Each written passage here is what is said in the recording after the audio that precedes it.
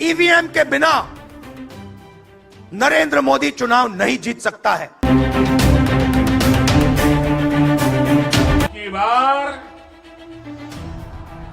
की बार नमस्कार। आज का वीडियो बहुत इंपॉर्टेंट है, इसलिए वीडियो को पूरा अवश्य देखें। लोकसभा चुनाव का आगाज हो चुका है। चुनाव का परिणाम क्या होगा ये पूरा देश जानता है, लेकिन क्या इस बार भी ईवीएम पर सवाल उठाए जाएंगे? विपक्ष की पार्टियां लगातार ईवीएम पर सवाल खड़े कर रही हैं। इन पार्टियों का आरोप है कि सरकार ईवीएम को हैक कर रही है, यानी आप किसी को भी मतदान करें, वोट बीजेपी को जाएगा। तो क्या सच में ईवीएम को हैक किया जा सकता है? आज के वीडियो में हम करेंगे ईवीएम का फैक्ट चेक। इस वीडियो को देखने के बाद आपको ईवीएम पर कोई सा भी वीडियो देखने की आवश्यकता नहीं पड़ेगी। वीडियो में आगे बढ़ने से पहले आप सभी से निवेदन है कि चैनल को सब्सक्राइब अवश्य करें, क्योंकि इसके बिना मेरा काम नहीं चलेगा।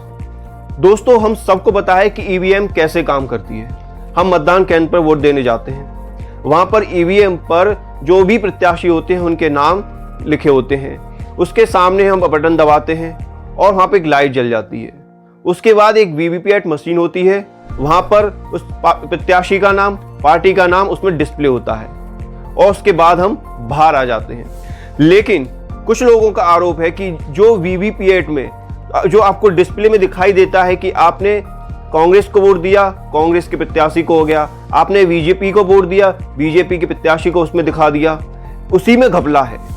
कुछ लोगों का कहना है कि जो वीवीपैट है उसमें भले ही वो कांग्रेस को दिखाता हो, लेकिन वोट बीजेपी को जाता है, यानी कि जो पर्ची होती है वो बीजेपी के नाम की गिरती है। तो आज हम इसी का फैक्ट चेक कर रहे हैं, क्या ईवीएम को हैक किया जा सकता है? आपने कई वीडियोस में देखा होगा लोगों को यह दावा करते हुए कि उन्होंने ईवीएम को हैक किया है। इसके पर हम चर्चा वीडियो को अंत में करेंगे। हम पुनः जो मतदान की प्रक्रिया है उस पर वापस लौटते हैं। दोस्तों, मतदान की प्रक्रिया में ही एक सबसे बड़ा तथ्य है, सबूत छिपा हुआ है, जिसकी विपक्ष की पार्टियां कोई बात नहीं करती। इस वीडियो को ध्यान से देखिए।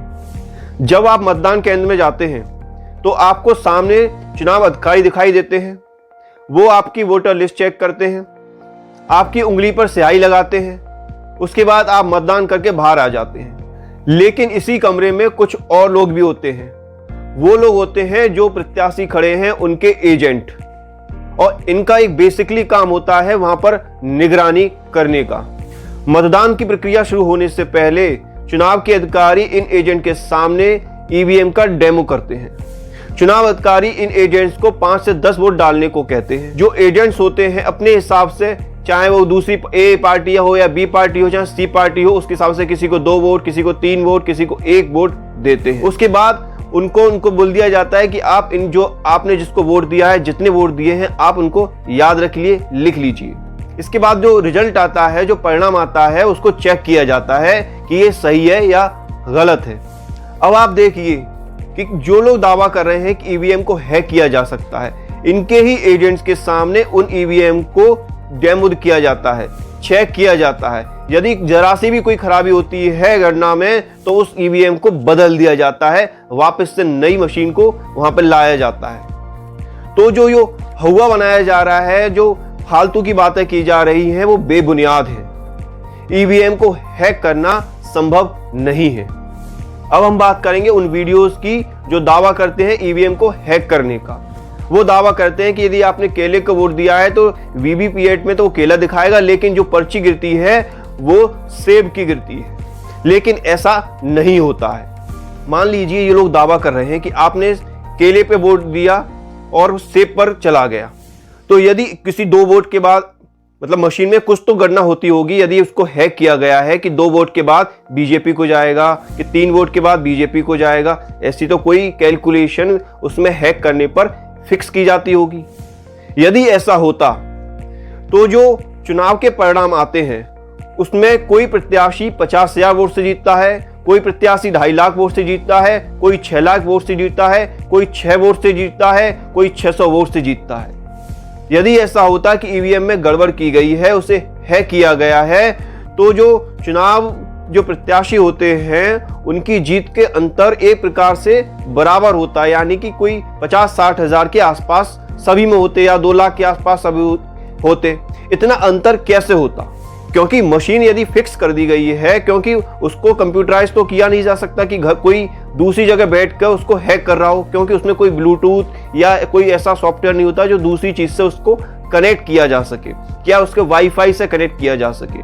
तो उसमें यदि प्रोग्राम के द्वारा भी यदि उसमें कुछ इनपुट डाल दिया गया है कि 2 वोट के बाद बीजेपी को जाएगा, कि 3 वोट के बाद भी बीजेपी को जाएगा, तो एक उसका जो पैटर्न था वो फिक्स हो जाता। तो उसी के हिसाब से जो चुनाव परिणाम आते हैं तो आने चाहिए। लेकिन कहीं पे कोई प्रत्याशी 6 वोट से जीतता है, कहीं पर वो 2 लाख वोट से जीतता है। इतना अंतर कैसे आ गया?